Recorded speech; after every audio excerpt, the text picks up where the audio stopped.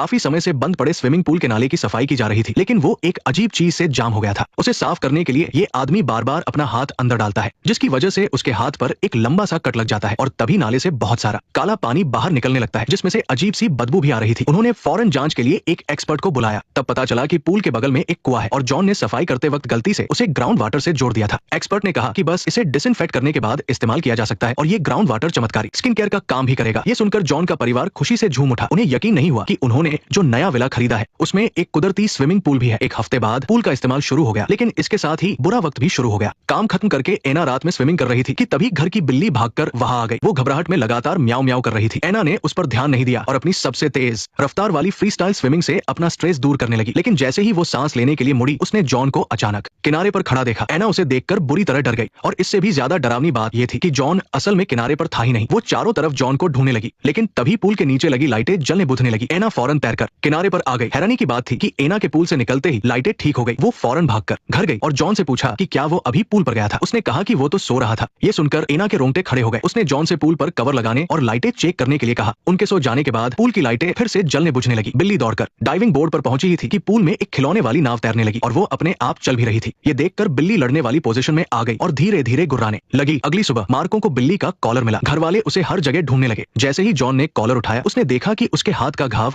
गायब हो गया था। ऐसा लग रहा था मानो उसे कभी चोट लगी ही ना हो। जॉन को शक होने लगा कि इस पूल में कोई जादुई ताकत है। रात में एना एक बुरे सपने से जागी तो उसने देखा कि जॉन आधी रात को सोने के बजाय पूल में तैर रहा था। कुछ समय बाद जॉन चेकअप के लिए अस्पताल गया। जब रिजल्ट आए तो दोनों ही हैरान रह गए। अस्पताल वालों ने कहा कि उन्होंने इतने कम समय में किसी को इतनी तेजी से ठीक होते हुए कभी नहीं देखा था। दरअसल जॉन एक प्रोफेशनल बेसबॉल खिलाड़ी था और चोट की वजह से आराम करने के लिए उसने ये विला खरीदा था और यही उसे ये जादुई पूल मिला था। रिपोर्ट आने के बाद जॉन को तो जैसे इस पूल से प्यार ही हो गया। एक दिन मार्को पूल में डाइविंग कर रहा था, तभी उसे एक लड़की की आवाज सुनाई दी जो उसे हेलो बोल रही थी। पानी से बाहर आने के बाद वो आवाज की दिशा में पानी के आउटलेट के पास गया। वो कह रही थी कि उसे मदद चाहिए और वो अपनी माँ को ढूंढ रही है। उस लड़की ने अपना नाम रेबेका बताया। वो बोली कि उसे मार्को का खिलौना मिल गया है। ये सुनकर मार्को ने अपना हाथ अंदर डाल दिया। जैसे ही वो खिलौने को बाहर निकाल रहा था, उसी पल मार्को ने ये बात एना को बताई। चूंकि उसके साथ भी ऐसा ही कुछ हुआ था, वो फौरन जॉन के पास गई। लेकिन जॉन को लगा कि ये पड़ोस के किसी बच्चे का मजाक है। पर उसी रात उनकी बेटी की जान जाते जाते बची। लूसी ने अपने माँ बाप के बाहर जाने का फायदा उठाकर अपने बॉयफ्रेंड को घर के पूल पर बुला लिया। वे दोनों पानी में मस्ती कर रहे थे कि तभी पानी के नीचे की लाइटें लगातार जलने बुझने लगी। लूसी पानी के अंदर गई ये देखने के लिए कि क्या हुआ है, लेकिन वहां उसका सामना उस मॉन्स्टर से हो गया। वो बाल बाल बची और फौरन किनारे पर आ गई। उसने घबराते हुए अपने बॉयफ्रेंड को बताया कि अभी क्या हुआ था। जैसे ही उसे पता चला कि उसके माँ बाप घर आने वाले हैं, लूसी ने फौरन अपने बॉयफ्रेंड को पिछले दरवाजे से भेज दिया। मार्को ने देखा कि उसकी बहन डरी हुई है तो उसने पूछा कि क्या उसने भी उस मॉन्स्टर को देखा है। लूसी ने सीधे सीधे हाँ नहीं कहा। उसका मानना था कि जब से वे लोग यहाँ आए हैं, पापा की सेहत ठीक हो गई है और मम्मी भी खुश रहने लगी है। वो नहीं चाहती थी कि इस वजह से उन्हें फिर से घर बदलना पड़े। लूसी ने अपने भाई से